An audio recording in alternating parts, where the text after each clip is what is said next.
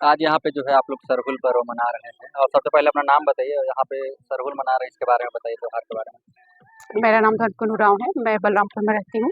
यहाँ से हम लोग को मतलब जो हमारे यहाँ भाई लोग जो मतलब व्यवस्था किए, उन लोगों ने पहले तो निमंत्रण भेजा, क्योंकि पूरे जिले में मतलब सब जगह ही सरहुल पर्व अभी मनते आ रहा है बड़ी धूमधाम से रैली के साथ।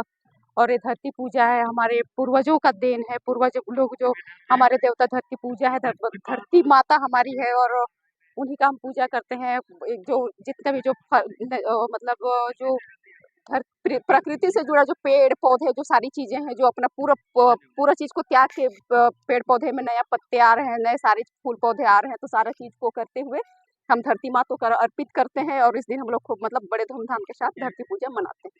यहाँ पे आप लोग जो है अपना स्थानीय नृत्य संगीत भी यहाँ पे आप लोग लिए हैं उसके बारे में बताइए। हाँ, नृत्य संगीत हम लोग का भी प्रकृति का देन, हमारे पूर्वजों का देन है और हम लोग का पहचान है। हमारी संस्कृति है नाच गाना मांदर के थाप पे, मौसम के हिसाब से